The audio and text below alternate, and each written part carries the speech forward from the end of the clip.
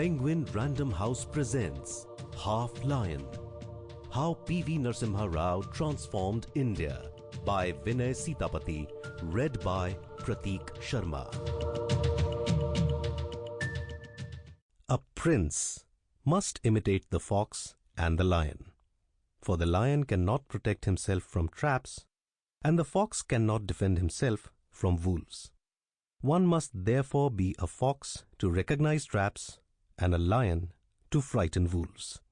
Niccolo Machiavelli, The Prince, circa 1513 AD.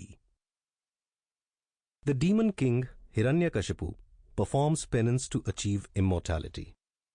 He is granted a boon that he will die neither on earth nor in space, neither in the day nor night, neither at home nor outside, neither by a human nor animal.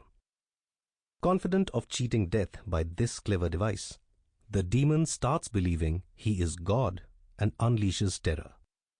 His devout son, Prahlad, continues to worship Lord Vishnu as all-pervasive. Enraged, Hiranyakashipu points to a pillar and mockingly asks if Vishnu is present within. He shatters the pillar with his mace. Out of the shards emerges Narasimha, an incarnation of Vishnu. Narasimha, half man, half lion, kills Hiranyakashipu. The time is twilight, the place is the courtyard, and Hiranyakashipu is killed on Narasimha's lap, neither earth nor space. The ambiguities and contradictions of Narasimha, half lion, are precisely why he is able to slay the demon. Story from Narasimha Avatar, Bhagavad Puran, 900 AD. Chapter 1.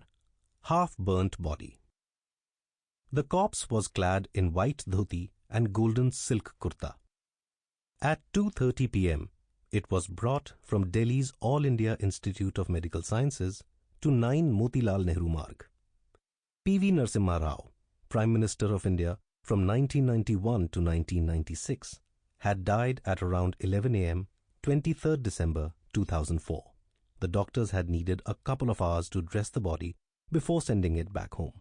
One of the first people to arrive at Rao's house was Chandraswamy, the bearded guru who had known him since 1971. Also present were his 8 sons and daughters, whom he had kept at a distance, as well as the nephews and grandchildren he had been closer to. Eldest son, Ranga Rao, who had fought bitterly with his father, was inconsolable. Then began the politics. The Home Minister, Shivraj Patil, suggested to Rao's youngest son, Prabhakar, that the body should be cremated in Hyderabad, but the family preferred Delhi. After all, Rao had last been Chief Minister of Andhra Pradesh more than 30 years ago, and had since worked as Congress General Secretary, Union Minister, and finally Prime Minister, all in Delhi. On hearing this, the usually decorous Shivraj Patil snapped, "No one will come." Kashmiri Congressman Ghulam Nabi Azad, another aide of party President Sonia Gandhi, arrived.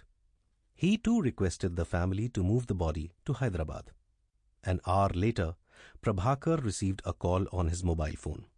It was Y.S. Rajashekhar Reddy, the Congress Chief Minister of Andhra Pradesh, and no friend of Narasimha Rao's. "I just heard about it," Reddy said. "I am near Anantapur and I'll be in Delhi by this evening. Take it from me. We will give him a grand funeral in Hyderabad." At 6:30 p.m., Sonia Gandhi entered the house in Motilal Nehru Marg, named after her great-grandfather-in-law. Prime Minister Manmohan Singh followed, along with Pranab Mukherjee.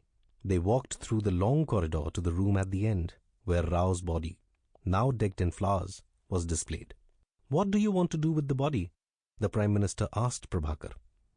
"These people say it should be in Hyderabad." "This, Delhi, is his karma bhumi," Prabhakar replied. "You should convince your cabinet colleagues." Manmohan nodded. Sonia Gandhi was standing nearby. She said little. The journalist Sanjay Baru arrived. His bureaucrat father knew Rao from the 1960s.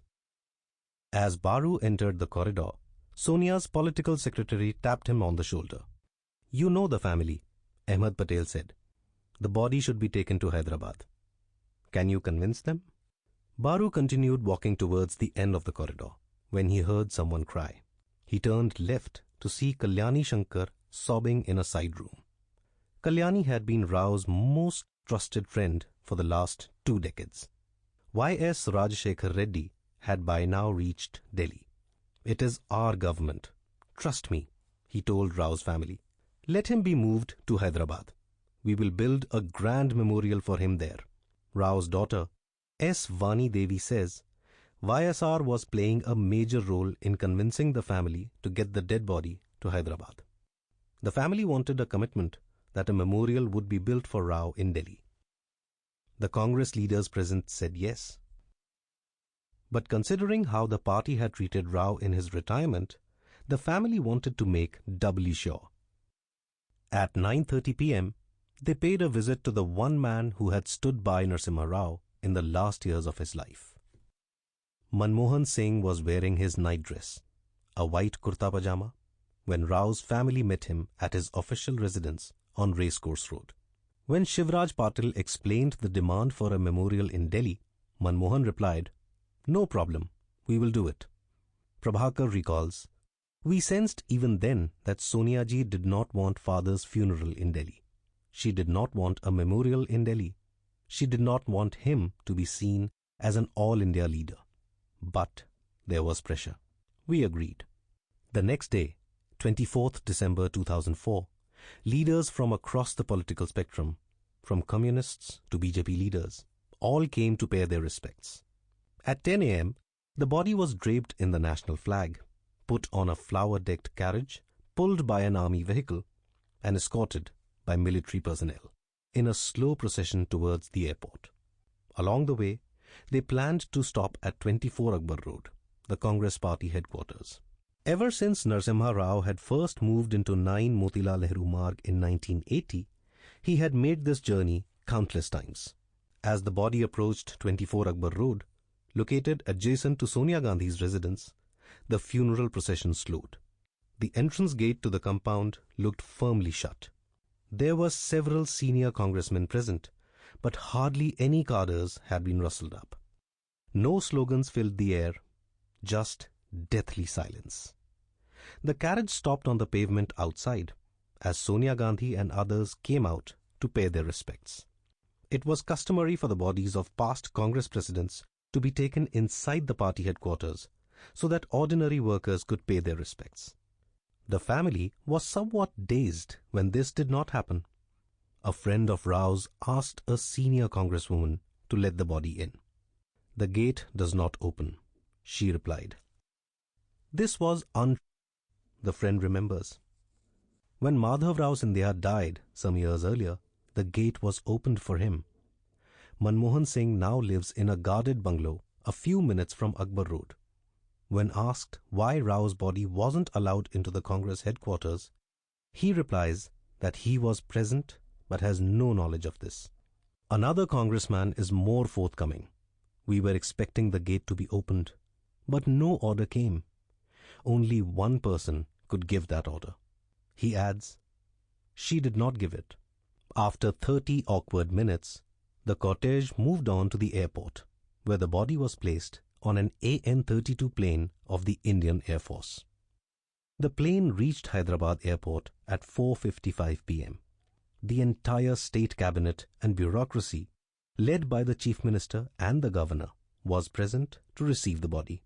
The coffin, draped in the national colors of orange, white and green, was carefully lowered from the plane, with a guard of honor provided by soldiers of the Gorkha Regiment of the Indian Army. The soldiers wanted to place the coffin on a gun carriage, but it would not fit. They improvised, placing rubber sheets under the coffin, and using a nylon rope, the soldiers fastened it to the gun carriage. Narasimha Rao, experimenter of objects and ideas, would have approved.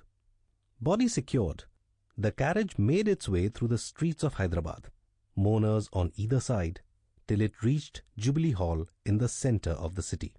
Here, the body lay in state for an entire day, as thousands streamed past to pay their respects.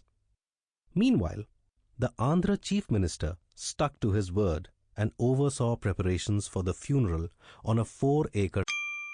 Sample complete. Ready to continue?